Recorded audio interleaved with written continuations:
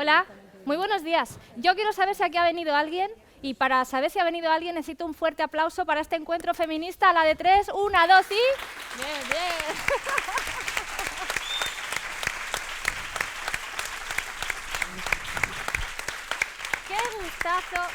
Qué gustazo con la que está cayendo, que estemos aquí hombres y mujeres que estamos luchando por la igualdad y que vamos a seguir luchando por la igualdad y que vamos a seguir llamando a la violencia de género, por más que se empeñen los de verde, los de naranja y los de azul. Y por eso Yolanda Besteiro nos ha liado a todos y a todas en este encuentro feminista intergeneracional, porque aquí estamos todas y todos.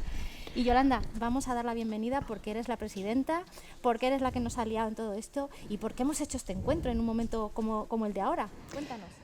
Bueno, pues, se hizo la luz, se hizo el sonido. Bueno, buenos días, bienvenidos y bienvenidas a este primer encuentro organizado por la Federación de Mujeres Progresistas, encuentro intergeneracional. Es una gran responsabilidad, pero yo creo que es una gran oportunidad también. Es un día, yo creo que especial. Me preguntaba Nuria que por qué este encuentro. Yo creo que no hace falta que lo explique, que todas y todos sois conscientes del momento tan intenso y tan importante que estamos viviendo y que una prueba de la intensidad del momento es precisamente la contrarreacción que se ha producido, ¿no? El intento de retroceder, el intento de que no sigamos avanzando. El movimiento es imparable y afortunadamente cada 8 de marzo, estos dos últimos 8 de marzo, han sido dos momentos espectaculares, dos momentos de un verdadero chute para todas después de tanto esfuerzo, tanto trabajo. En algún momento también momentos de desaliento en el que nos parecía que veníamos a predicar en el desierto, que nuestro mensaje no calaba. Otra vez tengo que explicar eso de sexo y género, ya voy a caer desfallecida en cualquier momento, pero no. Al final hemos visto cómo esa lluvia ha ido calando poco a poco y cómo contamos con una generación de muchas mujeres jóvenes y también muchos hombres. Afortunadamente cada vez más hombres se suman a las reivindicaciones de las mujeres, a la lucha por la igualdad de oportunidades entre hombres y mujeres y nos parecía que era un espacio, que debíamos propiciar un espacio en el que la sabiduría de las mujeres que ya tenemos más años, nuestra experiencia, nuestros conocimientos, pudiéramos combinarlos pues con las expectativas, pero también con la sabiduría y los conocimientos de las mujeres más jóvenes. Y que era importante crear un espacio, un punto, un lugar en el que afortunadamente es este espacio. Muchísimas gracias por cedernos este espacio, que es un espacio maravilloso, además un espacio de las mujeres ya conquistado, pero para que se expanda por el mundo. Decía que nos parecía que era el momento de encontrarnos, de ahí el nombre, encuentro intergeneracional, que intercambiáramos cada una de nosotras pues esos conocimientos, esa sabiduría y esas experiencias y con todo ello intentar elaborar una agenda común. Ver esto ahora que se dicen si nuevos feminismos, si en realidad son ismos, son muchos, o es el mismo de siempre que adopta diferentes caras o que en diferentes momentos presenta diferentes posiciones, ver qué nos diferencia, qué podemos aportar unas de otras, y el objetivo final de este encuentro es lograr entre todas y todos una agenda común.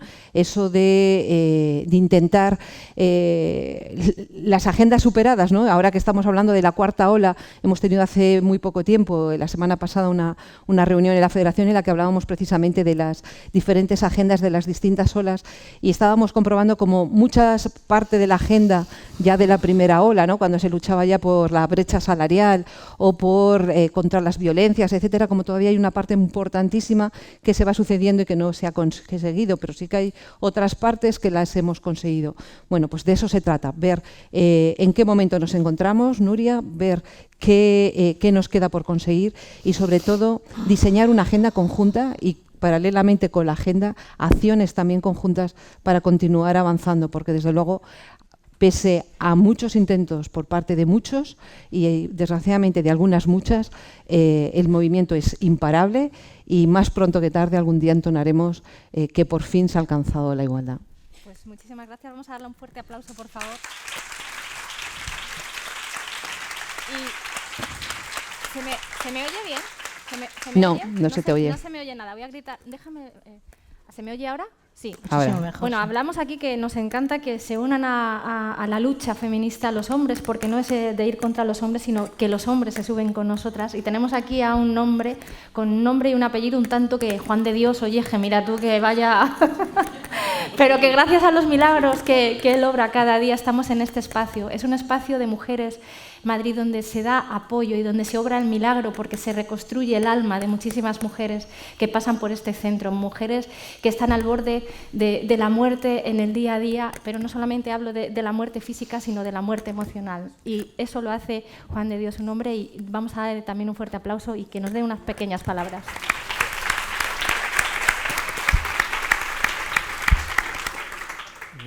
Gracias Nuria. Me llaman Juan de. Para disimular. Me llaman Juan de, sí. Yo creo que me conocen como Juan de. Yo creo que si dices Juan de Dios... No te preocupes, así que pero me llamo Juan de Dios, sí. Bienvenidas a todas, bienvenidos a todos a EMMA. El EMMA es un espacio feminista, así nació hace 6 años. Abrió las puertas hace 6 años, aunque nació hace 10. Y nació, como les recordaba ayer en un acto de Amnistía Internacional sobre mujeres víctimas de la represión en el franquismo. Abrió para cerrar.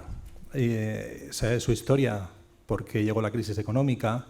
Luego ya no fue una prioridad el tema de la violencia de género ni la igualdad. Es un tema que puede ser prioridad o puede no serlo. Eso puede ser, ahora es una prioridad, mañana no es una prioridad. Entonces ha tenido muchos avatares. Afortunadamente hoy el EMMA está abierto gracias a un equipo fantástico. Por aquí veo a mis compañeras que trabajan, que luchan día a día. Hay 3 espacios aquí. Trabajamos en alojamiento de mujeres en situación de vulnerabilidad con menores de 0 a 4 años. Trabajamos en el espacio de prevención de violencia machista, que es prácticamente donde estáis ahora, por donde habéis subido estas escaleras, y que funciona realmente como un espacio de igualdad, pero también de encuentro, también de reparación, también de acogida, también de apoyo a grupos, individual, atención psicológica, jurídica, trabajo social, educación social. Trabajamos con menores y trabajamos en formación y empleo, que es otro de los grandes temas para mujeres, que es fundamental. Actualmente vivimos o existimos gracias al apoyo del Ayuntamiento de Madrid, hay que reconocerlo así. El espacio fue creado por el Ministerio de Igualdad en su día y por el Ayuntamiento de Madrid, y actualmente gracias a ese ayuntamiento pues nos mantenemos. No sabemos, y hay una enorme incertidumbre de la que tú hablabas, Yolanda, una incertidumbre enorme por saber qué va a ocurrir, ¿no? Nosotros somos un espacio de esos que, como dice una compañera mía, tenemos una diana en la espalda. O sea que se sabe quiénes somos desde el momento en que nos conocen. Y somos un espacio claramente feminista, defendemos lo que defendemos y lo seguiremos defendiendo pues como hasta ahora y hasta que podamos. Nada, os doy la bienvenida a este sitio que es vuestra casa a partir de ahora. En nombre de la Fundación José María Llanos que presido, encantado de que estéis aquí, de que este encuentro sea aquí, estamos muy felices y esperamos que todo lo que pase hoy os guste, sea de vuestro agrado, os convirtáis en amigas y en amigos de este sitio, vengáis a otras actividades que las hay y continuamente, siempre estamos haciendo cosas, todo lo que podemos. Gracias Soledad por venir a esta casa, gracias Nuria, que sé que nos quieres mucho desde que nos conociste y sé que nos apoyáis mucho, y gracias a Mujeres Progresistas, un honor teneros aquí y que nos hayáis escogido para un encuentro como este. Y gracias a todos. Pues un aplauso, por favor.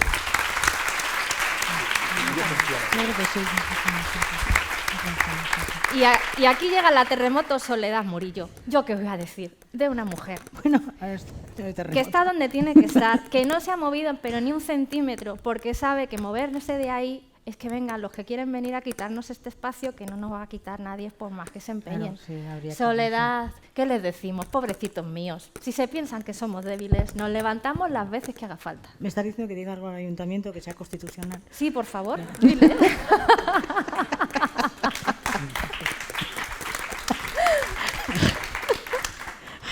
Bueno, es fantástico estar aquí. Yo le estaba diciendo a Juan de Dios que cuando éramos más jovencitos, yo conocía a Padre Llanos, veníamos aquí en segundo de Sociología, que todavía estábamos en franquismo, o sea, en la época franquista, ¿no?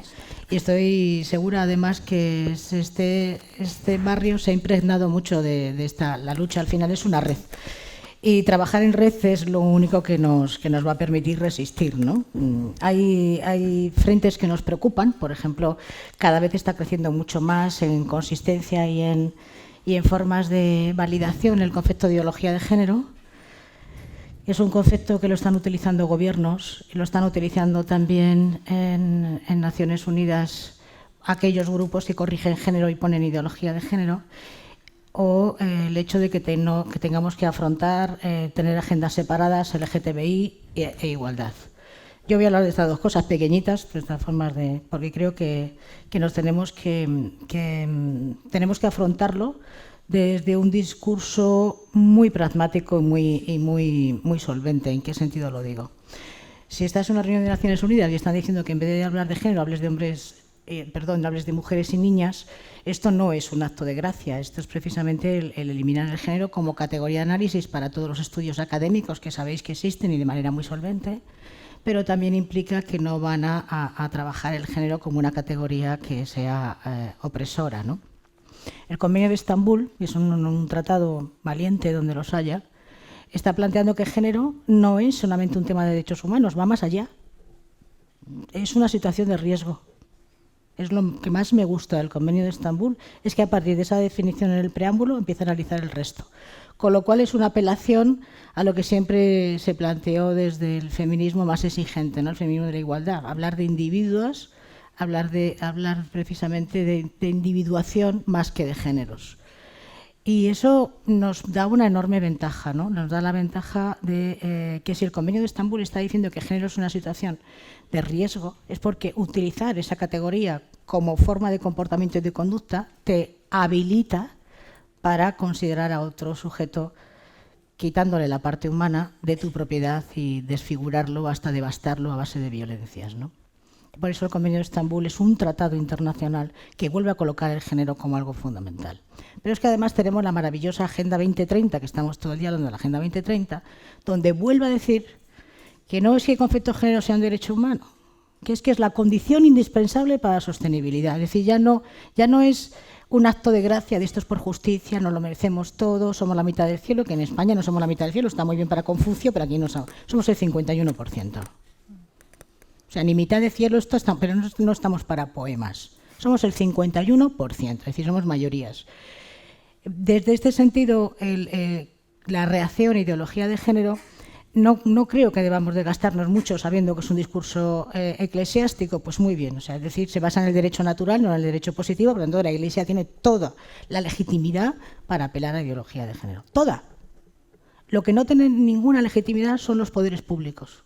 Ahí es donde está la barrera, ahí es donde tenemos que actuar de una manera muy contundente.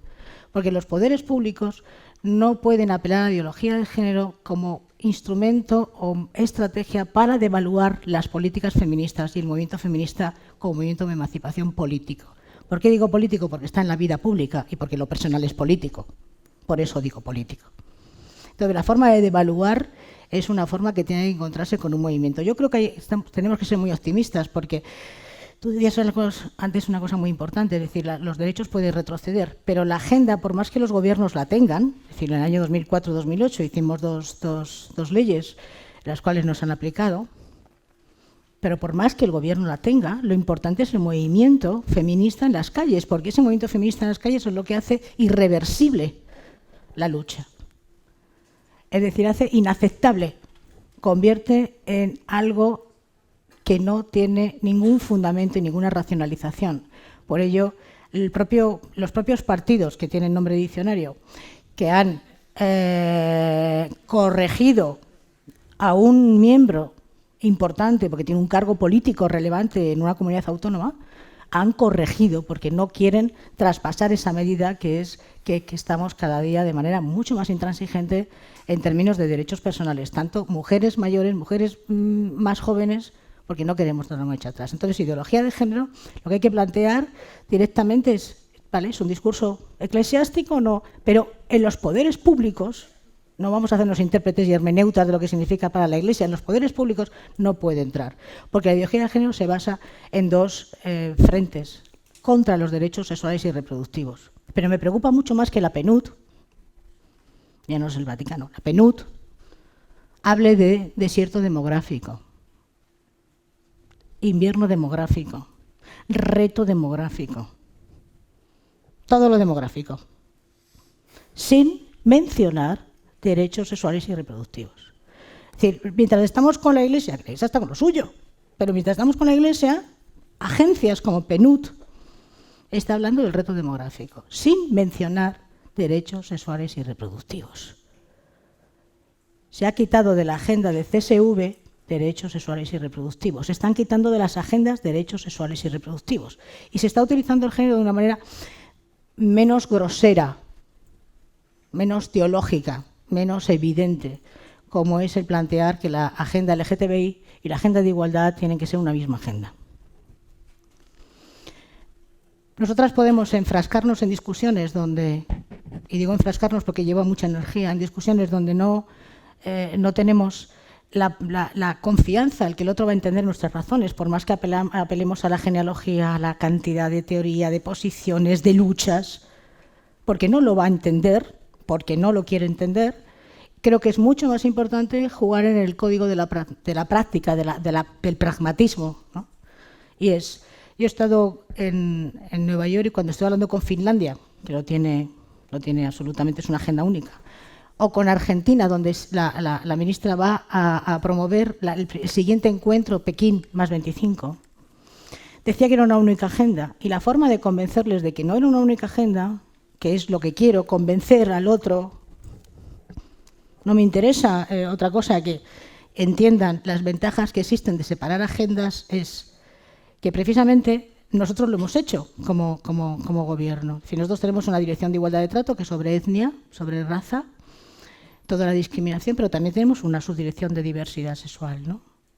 Y que hemos propuesto agendas separadas, aunque dependan del Ministerio, y el Ministerio a su vez de Presidencia. O sea que es fantástico en ese sentido estar más arriba a efectos de transversalidad, ¿no?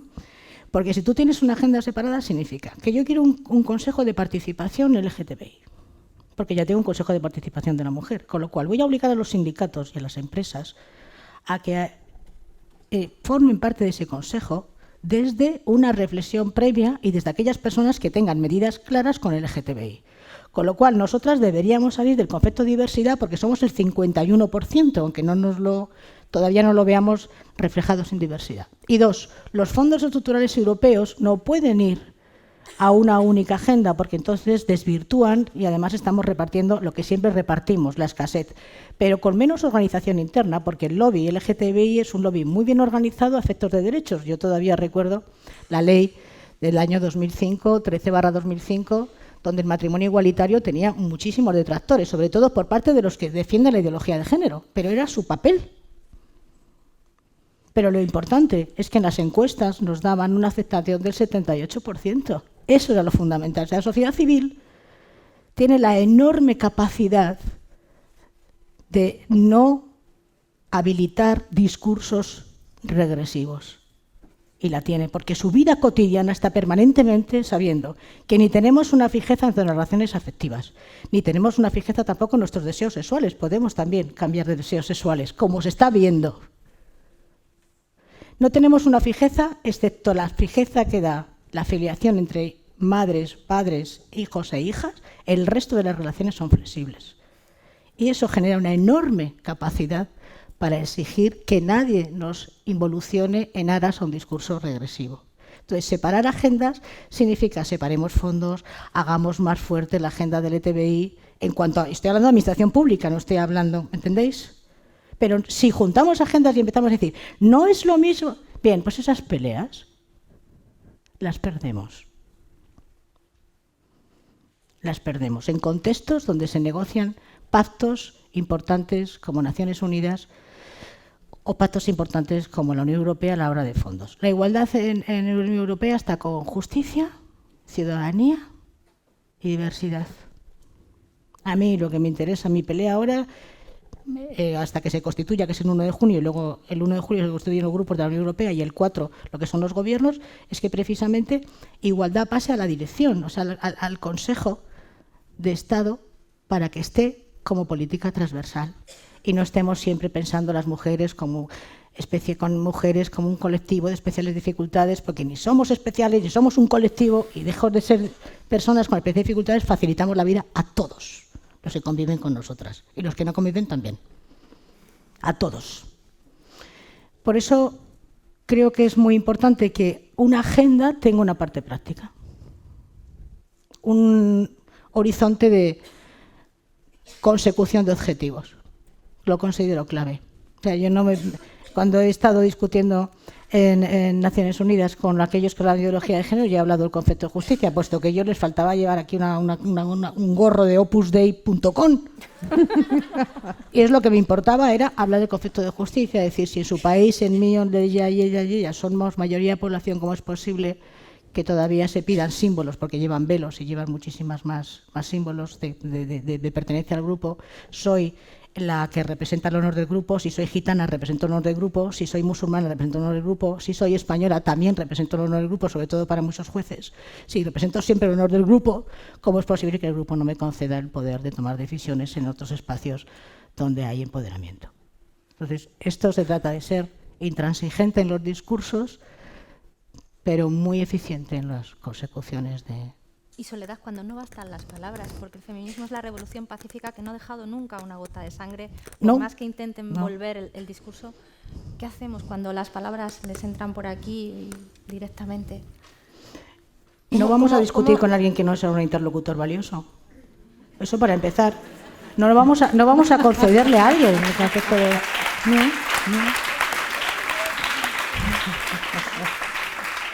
Nosotras concedemos el espacio de interlocución a quien se merece ser nuestro interlocutor. No le demos la condición de interlocutor a todo el mundo, es decir, no bastan las palabras, datos. Pero los datos nunca han servido para desautorizar un discurso reaccionario, ni un discurso machista. No han servido. Lo que sirve es precisamente para plantear contradicciones. O sea, en las contradicciones todo el mundo se mueve muy mal. Ahora, si hay, como me decía el otro día un rector, que no voy a decir de qué facultad, me decía, rector de qué universidad, me decía, bueno, pero el tener un área de investigación, un área de conocimiento como feminismo y género, nosotros tenemos una unidad de igualdad, sí, pero es porque le toca por ley. O sea, ¿cómo no hay un área de conocimiento cuando tenemos área de conocimiento de los cuatro idiomas oficiales de nuestro país? Tenemos un área de conocimiento de asentamientos urbanos a partir de los refugiados hace 5 años, ¿no? Entonces, lo que tenemos que pedir es que la propia organización mejore. Cuando hablas con un empresario tienes que hablar de eficiencia, reputación y calidad. No solo de que somos muy buenas y tal, porque a continuación te dicen, pero tenéis un problema, el de la conciliación. Y piensas en su mujer y dices, pobrecita mía, ¿no? Pero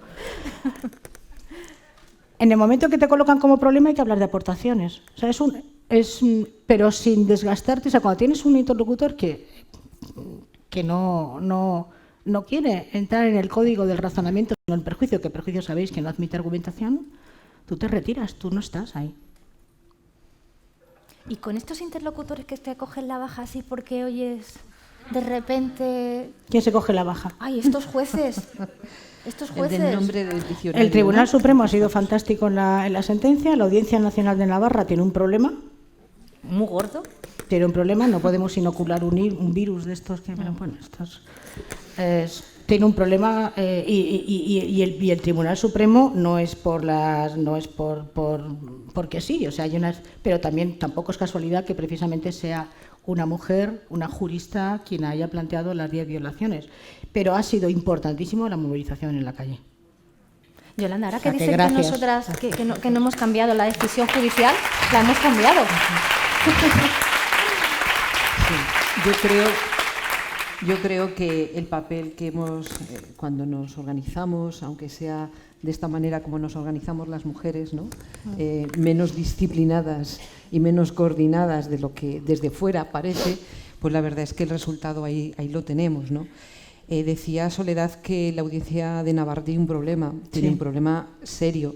Y yo me planteo ahora qué hacer con ese juez que vio una orgía en esa violación.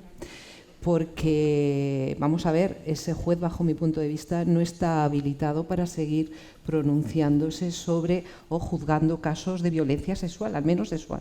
Violencia en general, sobre todo mujer. Tampoco, violencia porque en general. seguro que le pone. Pero... Sí, pero yo creo que algo deberíamos no nos está hacer. Grabando, ¿no? Soledad, yo creo No que nos hay... ve nadie, que ese nos sí que está es un viendo sin interlocutor streaming. válido, ese sí que es un interlocutor válido y yo creo que algo deberíamos hacer cuando en un caso tan claro con el varapalo... Está el Consejo General del Poder Judicial tiene capacidad sancionadora además de capacidad reguladora. Por lo tanto, yo me manifestaría frente al Consejo. Pues algo Esta es mi habrá idea, que pensar. Vamos, esto es, o sea, si sabemos dónde están quien tiene que cumplir con su trabajo,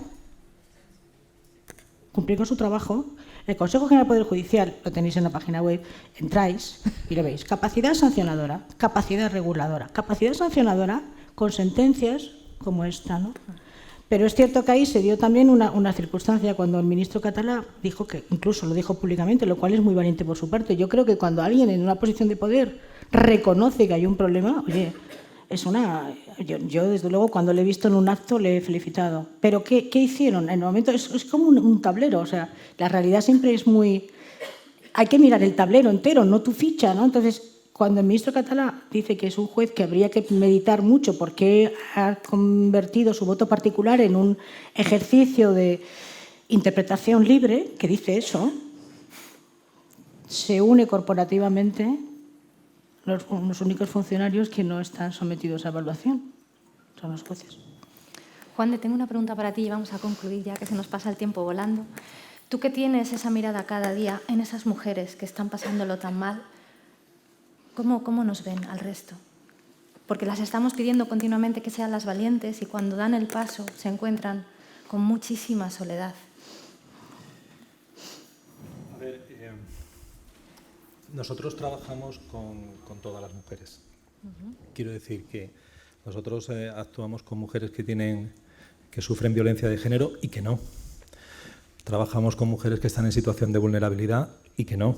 Con mujeres de muchas categorías sociales, de muchas procedencias. Entonces, lo primero que, desde mi punto de vista, lo primero que habría que pensar es que no forman todas ellas un colectivo de un mosaico de un solo color, sino que aquí hay una enorme variedad. Claro. En segundo lugar, el EMMA... en el EMMA ha venido mucha gente a hacerse fotos. El EMMA tiene esa pinta de fotocall. ¿Por qué? Pues porque de alguna manera el tema de la violencia de género ha sido un tema que, como lo decía yo antes, y lo digo porque me duele, lo digo porque me duele, porque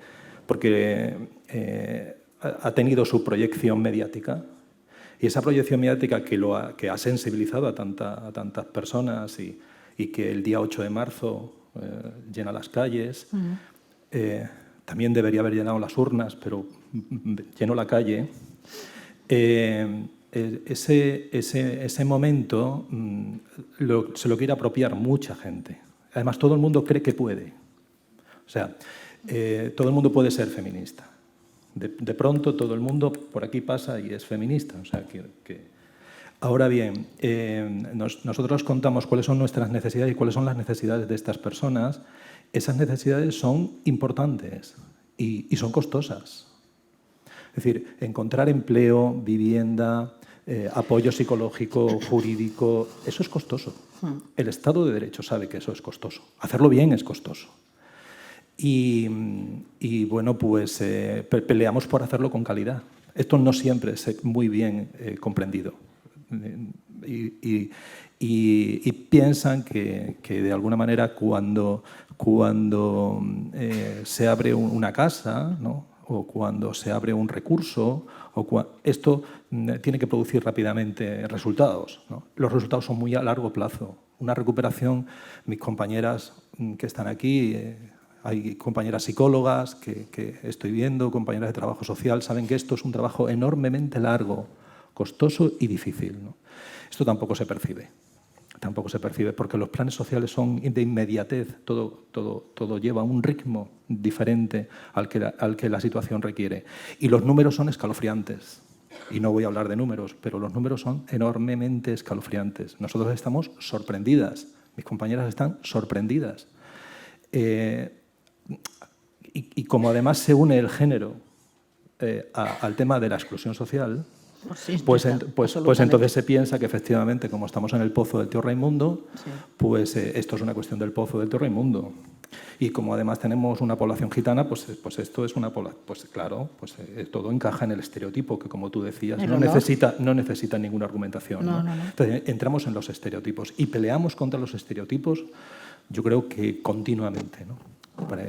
Pero bueno, de alguna manera esta es también la capacidad que yo creo que el EMMA puede generar y que generamos entre entidades. Soledad, tú decías cuando llegaste esta mañana que nos faltaba, y es verdad, nos falta esa capacidad de red, nos falta esa capacidad de tenerlas armoniosamente organizadas los recursos para ser capaz de responder, ¿no? En la Comunidad de Madrid yo creo que falta esto. Peleamos de manera muy atomizada, ¿no? Y nos cuesta trabajar en red, ¿no? Yo creo que eso será un paso a dar. No sé si ahora con los equipos que llegan o que parece que llegan, la Comunidad o pronto, de Madrid no lo sé, pero será un tema a ver, sí, y aprender. Pero felicidades al EMMA, de todas formas. Pues un último titular intergeneracional. ¿Por qué nos necesitamos ahora más que nunca? Aunque ese ahora más que nunca es todos los días, pero especialmente ahora más que nunca las mujeres feministas. Pues porque al final no nos sirve cualquiera. Hemos visto que el discurso de este hombre innombrable, responsable y primera cabeza de lanza de un diccionario, que da el nombre de un diccionario, pues por desgracia ese mismo discurso lo vemos que lo copian muchas mujeres, ¿no? Es imprescindible que entre nosotras nos reconozcamos, nos visibilicemos y sobre todo tejamos red, nos apoyemos, nos ayudemos para seguir avanzando hacia adelante. La ola es imparable, pero para que no se detenga, es imprescindible que todos empujemos en el mismo sentido, en la misma dirección. Y comentaba Soledad la importancia de no solamente de teorizar, y yo creo que el objetivo final de este encuentro es, más allá de ponencias formales, clases magistrales, debatir entre nosotras en qué punto estamos, hacia dónde podemos avanzar, qué es lo imprescindible y entre todas acordar cómo conseguir avanzar hacia adelante. No solamente identificar los retos, sino también diseñar acciones para conseguir avanzar. De ahí imprescindible que intercambiemos las viejas formas de actuar y con la eficacia que tenían todavía las viejas formas. Es importante e imprescindible la movilización también a través de las nuevas formas, a través de las redes sociales. Imprescindible. Y desde luego la combinación de las viejas fórmulas, con la movilización en la calle, con la presencia en la calle, con identificación de los interlocutores, con la identificación también de los mensajes a dirigir a los interlocutores, que también es imprescindible y fundamental, y el diseño de las nuevas acciones, las nuevas que aportan tanto la nueva savia, las nuevas jóvenes, yo creo que es imparable, ¿no? Y de ahí la importancia de que unas y otras aportemos lo mejor de cada uno de nosotras para conseguir avanzar y que esas amenazas o esos nubarrones que tiñen el horizonte y que quieren que no avancemos, pues que se queden en eso, en una mera amenaza, pero no en que consigan detener cualquier avance. La sentencia de la manada yo creo que lo ha puesto de manifiesto. El repliegue del innombrable en Andalucía también nos pone de manifiesto cómo, a pesar de los nubarrones, hay ciertas barreras que no pueden traspasar y cómo, por más que lo que pretendan es pararnos, tienen que camuflarse para intentar colar su mensaje. Identificarlo es importantísimo porque cuando se camufla todavía es mucho más peligroso. Todo lo que tiene que ver con la ideología de género que comentaba Soledad no es peligroso porque lo diga la Iglesia, es porque cala en las instituciones y las instituciones lo llevan a su agenda. De ahí lo imprescindible de que todas, jóvenes y no tan jóvenes, combinemos, nos coordinemos y avancemos hacia adelante. Pues un fuerte aplauso para ella, por favor. Gracias. Soledad, no quiero que te vayas, porque es que yo, por más que os lo explico, a mí me vienen siempre todos los días diciendo que es que las feministas somos muy rojas y muy de izquierdas y que no entendemos a las otras. Bueno, hay mujeres de otros partidos que sí han apoyado muchas cosas, pero no todas. Y luego hay un tema también pues, que sería muy interesante de analizar cuando estás en una organización y tienes la doble agenda, la feminista y la de tu partido político, ¿no? Y yo creo que lo que se nota es cuando tú eliges la agenda feminista, ¿no? Y entonces, en este caso, yo tengo la suerte de estar ahora en un momento en que no tengo que elegir, ¿no? No tengo que elegir. Y tengo una excelente interlocutora en mi ministra, ¿no? Pero reconozco, por ejemplo, que es muy difícil cómo ha cambiado la relación en el Parlamento. No importa lo que digas, van a tener adjetivos, van a tener formas de hablar. Fijaos que la comparecencia de presupuestos fueron 8 horas de comparecencia, 4 y 4, con una ministra muy preparada, muy brillante, y solo hubo 5 preguntas sobre presupuestos. Eso da una idea de cuál es el concepto de política. Yo le dije precisamente a una diputada del PP cuando me empezó a insultar, y yo iba con el tema presupuestos todo preparado, porque nosotras siempre vamos preparadas. Yo no sé cómo vamos muy preparadas, ¿no? Y no me hizo ninguna pregunta sobre presupuestos, y yo contesté como si me lo hubiera hecho. O sea, porque cuando tienes una interlocutora o un interlocutor que tú le agradeces mucho, y qué pregunta más interesante, o sea, fantástica. Hoy es un día distinto desde que la conozco, ¿no? Bien, una cosa.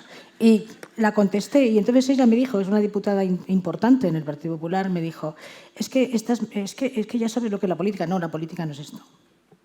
La política no es esto. Eso es lo que te dicen que es la política. Pero estamos en la Comisión de Igualdad, y depende de ti que la política no sea esto. Si tenemos siempre un margen de actuación, un margen de autonomía, aunque esté dentro de unas relaciones, pero dentro de ese margen de relacionar siempre podemos tener una posición crítica, ¿no? A mí por eso me gusta tanto Sheila Benjavid, porque una posición crítica supone, sí, yo estoy contigo, pero quiero saber dónde estoy yo con respecto a ti para que tú no te fusiones. Y eso vale como regla, ¿no? Entonces, yo no tomo a efectos personales para no inhabilitarme mi propio discurso, ¿no? Sino que pienso cómo ha llegado hasta ahí, ¿no? Pero también he tenido diferencias muy graves con mujeres progresistas, ¿no? Con mujeres de partidos políticos que me decían que había que a partir de ahora llamarnos todes en vez de todas y todos. Bueno, pues yo no estoy a favor de la colonización inglesa en África ni la francesa en Bélgica, y menos de la colonización semántica. Si yo represento el 51% de la población, no pienso adoptar el lenguaje transexual. Lo siento muchísimo, pero en esas estamos.